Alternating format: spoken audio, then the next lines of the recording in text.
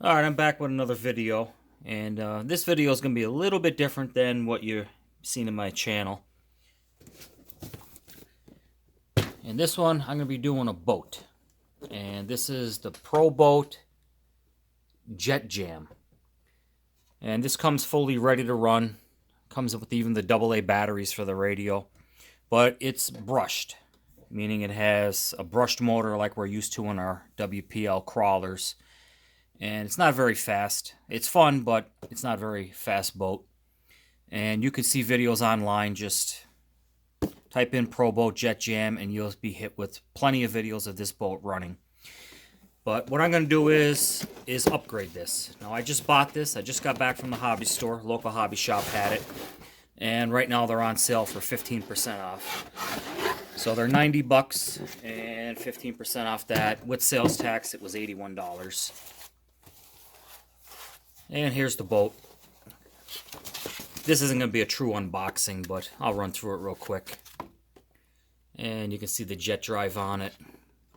The intake for the jet. Here's the plastic bumper they give you to put on the front to push stuff around. But there is the motor there. And you can see it's a brushed motor. There's your steering servo. And it has an all-in-one speed controller and radio receiver. So what I'm going to be doing is, I have this extra E-Flight EDF motor. It came out of a ducted fan, electric ducted fan EDF. And I'm going to see if I can shoehorn this brushless motor into this drive and make it 2-3 times faster, hopefully.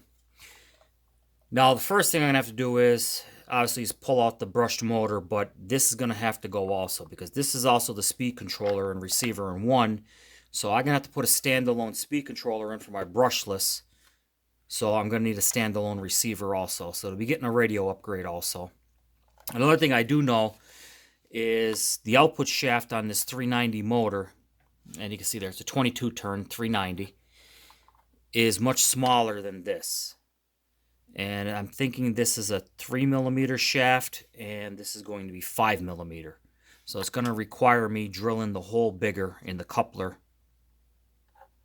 to get the motor to mount to the impeller shaft.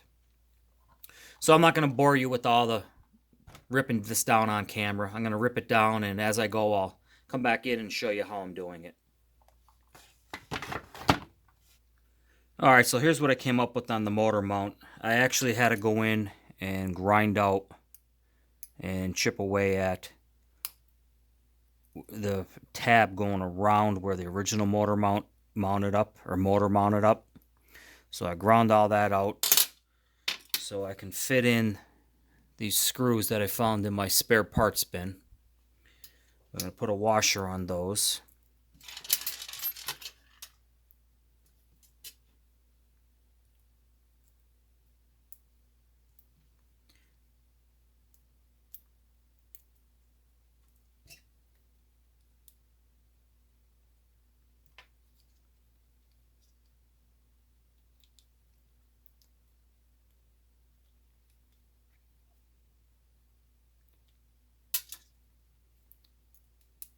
And you can see now there's plenty of room to fit the new screws in.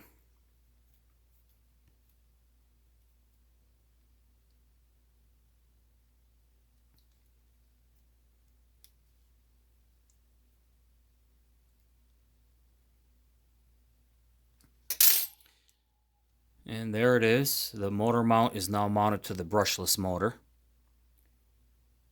And the screws are sitting nice and flush underneath the mount, so they won't interfere when it bolts back up to the actual thrust unit itself. Alright, one last thing to do here as far as retrofitting, and that's going to be drilling out this coupler 5mm to fit the motor. For that, I'm going to go out in the garage, and I'll be back when I start installing her. Alright, so here it is all finished up, ready for its test run. And quick overview of what I did. That is the in-runner ducted fan brushless motor. I ended up using a 30 amp E-Flight aircraft ESC. I ended up having to change the servo because the plug wire that was on the end of this was made for the integrated board that comes in them and wouldn't work in the regular receiver I put in. So that's just a regular 2.4 gigahertz surface receiver. It's a Hobby King radio system, just a cheap radio I had laying around. But there it is, all finished up. Gonna take it for a test run and then think about putting the decals on. But it should be interesting to see how fast it is now. And I'll have a clip of it included in this video. Alright guys, here it is on the muddy pond I was saying about, but running on 2S.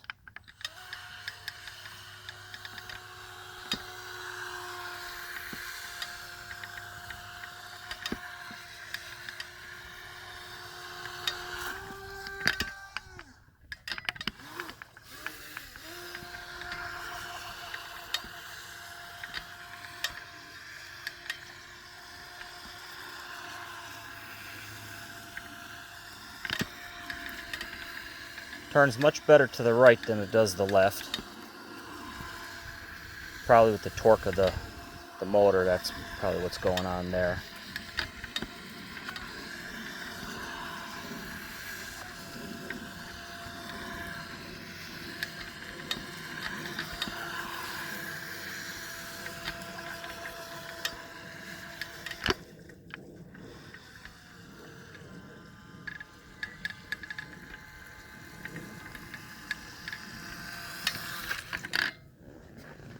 I'm going to throw a 3S battery in it and see how fast it is now. Alright, so now I have a 3S battery in it. And bear with me, this isn't the best camera work here. I'm by myself, so let's go for it.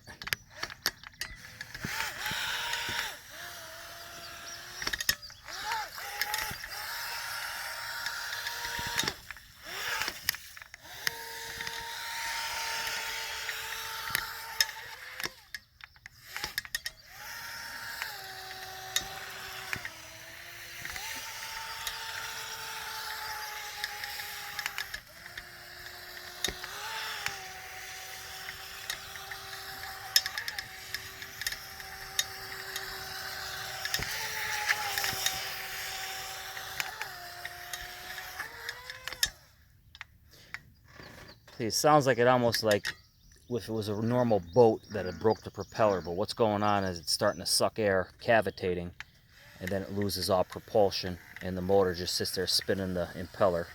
So I basically just got to let off the throttle and throttle back up again, and it takes care of that.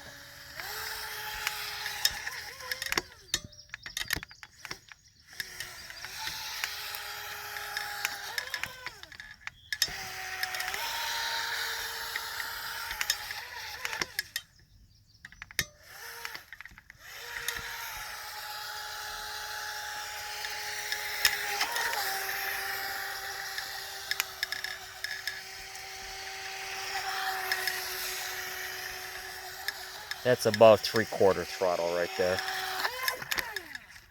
Well, let's test it now, see if it can right itself.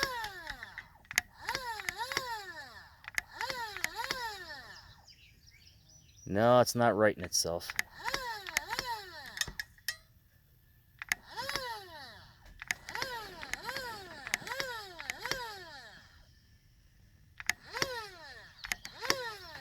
Well, it looks like I'm going to have to go in after it.